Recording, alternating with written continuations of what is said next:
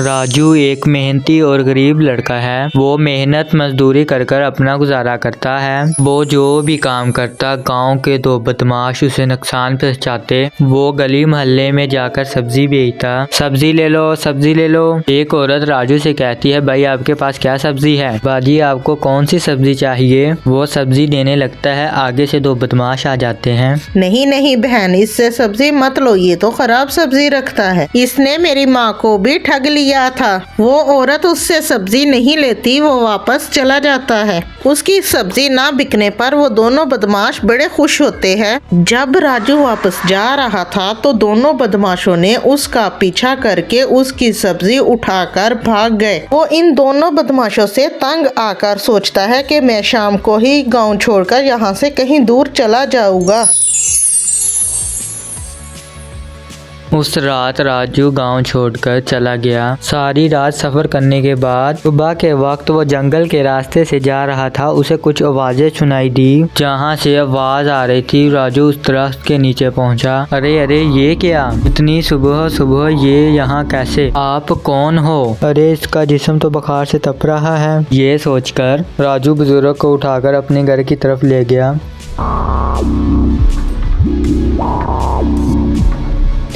3 दिन 3 रातें उसने लगातार उसकी खिदमत की, यहाँ तक के बुजुर्ग को सेहतमंद कर दिया। उसने खिदमत में कोई कोताही नहीं की। तुम्हें मैं कैसे शुक्रिया बोलूं? तुमने मेरी बहुत खिदमत की है। ऐसी बात नहीं है, आपकी जगह मेरे अब्बू होते मैं उसकी भी ऐसी खिदमत करता। अच्छा मेरी बात सुन, इसे अपने पास रख ले। अरे वाह, ये तो सोने का सिक्का है। जा इसे बेचकर पैसे ले आ। वो गांव के सुनियार के पास आता है, उसे अपना सोने का सिक्का दिखाकर बेच देता है। सुनियार सोने का सिक्का रख कर उसको पैसे दे देता है।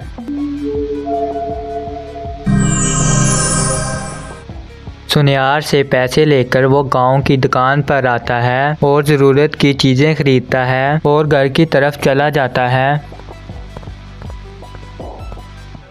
घर आनकर बुजुर्ग को बताता है, मैंने सिक्का बेचकर घर की ज़रूरत चीज़ें खरीदी है। ठीक है, तुमने अच्छा किया है, ज़रूरत की चीज़ें खरीदकर अच्छा किया है।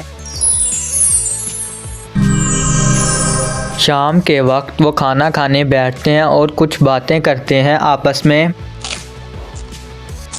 कुछ दिन गुजर जाने के बाद राजू परेशान बैठा था। बुजुर्ग आनकर पूछते हैं, क्या बात है बेटा?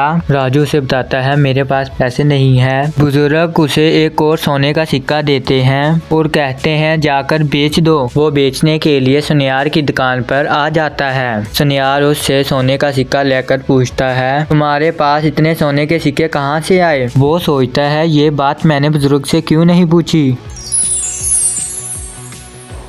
वो घर आनकर बुजुर्ग से कहता है, आज सुनियार ने मुझसे पूछा है, आपके पास इतने सोने के सिक्के हैं, आप कोई राजा तो नहीं?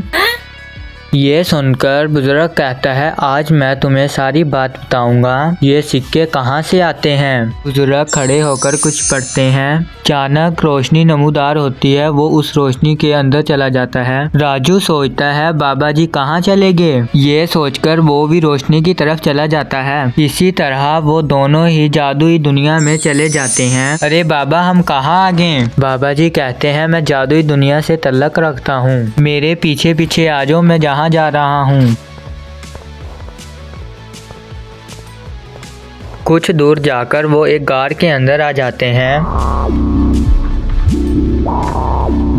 जहाँ पर हर तरफ सोना ही सोना दिखाई देता है। राजू पूछता है, बाबा जी आपको इतना सोना कहाँ से मिला है? मैंने इस सोने के लिए बहुत ज़्यादा पढ़ाई की है, फिर कहीं जाकर मुझे इसका इल्म हुआ है। ये देखो, चारों तरफ सोना ही सोना है। तुम्हारी 7 पुश्तें बैठकर खा सकती है, मगर इस सोने का कभी भी गलत इस्तेमाल मत करना, वरना तुम्हें बहुत बड़ा नुकसान हो सकता है। बाबा जी से बहुत सारी बातें बताते हैं और रामू कहता है, बाबा जी हम बाहर कैसे जाएंगे? बाबा बाबा जी कहते हैं मैं आपको ये भी बात बताऊंगा, मेरे पीछे पीछे ये मंत्र पढ़ो, हम दोनों बाहर ही चले जाएंगे। राजू बाबा के पीछे पीछे मंत्र पढ़ना शुरू हो जाता है। अचानक रोशनी नमूदार होती है, वो दोबारा राजू के घर आ जाते हैं। इस तरह उन दोनों की जिंदगी गुजर रही थी। राजू की हर मुश्किल और तकलीफ दूर हो चुकी थी। दूसरी तरफ गांव के वो दोनों बदमाश आपस में बातें कर रहे होते हैं कि राजू इतना अमीर कैसे हो गया, कि उसके घर तरह तरह के खानों की खुशबू आ रही होती।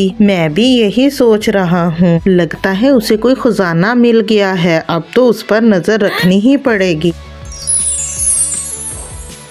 अगले दिन बाबा जी की तबीयत ज़्यादा ख़राब होती है और वो राजू से लगता है अब मेरे पास ज़्यादा वक्त नहीं है, अब मैं मरने वाला हूँ। सुन मेरी बात राजू, तुम अपना ख्याल रखना और कभी भी लालच मत करना। रात के वक्त बाबा जी की तबीयत ज़्यादा ख़राब होती है। बाबा जी की खांसी बढ़ती ही जा रही होती है, खांसी रुकने का नाम ही नहीं ले रही, वो दुनिया से चले जाते हैं।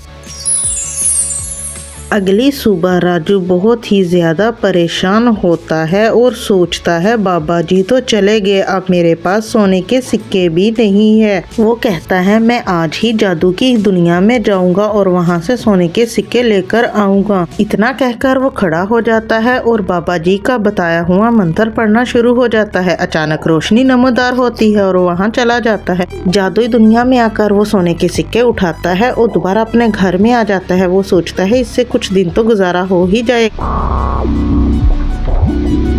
वो सुनियार की दुकान पर आता है। सुनियार उससे कहता है भाई आपके पास कितने सोने के सिक्के और हैं? राजू उसे कोई जवाब नहीं देता, सोने के सिक्कों के पैसे लेकर दुकान से वापस आ जाता। दोनों बदमाश राजू को दुकान से निकलते हुए देख लेते हैं और सुनियार के पास आकर पूछते हैं राजू आपको क्या बेचता है? सुनियार उसे बताता है कि ये सोने के सिक्के लेकर आता। वो दोनों दुकान से चले जाते हैं और राजू का पीछा करने लग जाते।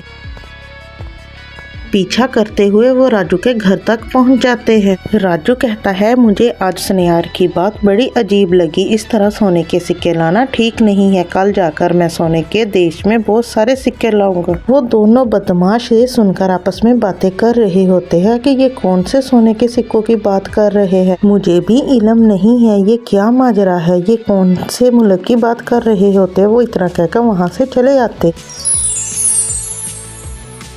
अगली सुबह वो दोनों बदमाश फिर राजू के घर राजू को चोरी छुपे देखने के लिए आ जाते हैं। राजू खड़ा होकर जादुई दुनिया में जाने के लिए कुछ मंत्र पढ़ता है। अचानक रोशनी नमूदार होती है, राजू इस रोशनी में चला जाता है। वो दोनों बदमाश ये देखकर राजू के घर आ जाते हैं और कहते हैं अरे ये क्या, एक जीता जागता इंसान ऐसे कैसे गायब हो गया है? अगर गायब हुआ है तो वापस भी आएगा दोबारा। उधर जादुई दुनिया में जाकर राजू सोचता है कि आज मैं बहुत ही ज्यादा सोने के सिक्के लेकर जाऊंगा। वो एक थैली में सोने के सिक्के लेकर मंत्र पढ़ के दोबारा अपने घर आ जाता है सिक्के लेकर। वो एक सिक्का निकाल लेता है और कहता है बाकी सिक्के मैं इधर घर में ही रख लेता हूँ। वो सिक्के रखकर वो एक सिक्का लेकर सुनियार की दुकान पर सुनियार को बेचने के लिए घर से चला जाता है। ये सब वो दोनों बदमाश देख रहे होते हैं। जैसे ही राजू घर से बाहर जाता है वो दोनों आपस में कहते हैं चलो चलो यही सही मौका है राजू के घर जाने का। अरे अरे वो देखो सामने थैली में सोने के सिक्के हैं। भाई क्या है, छोड़ो इस थैली को,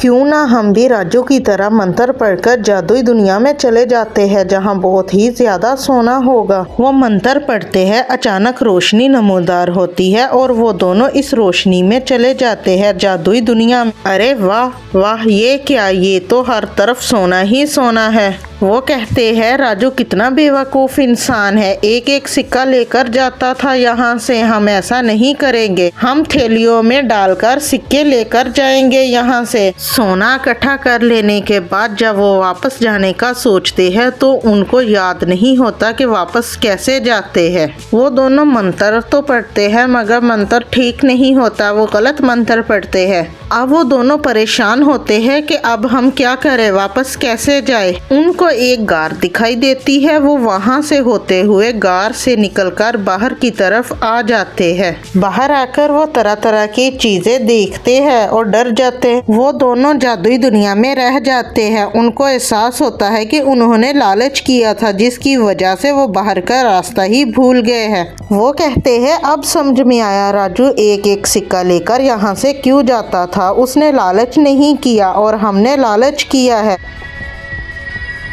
हमें हमारे लालच की सजा मिली है। अब हमको हमेशा के लिए यहीं रहना होगा।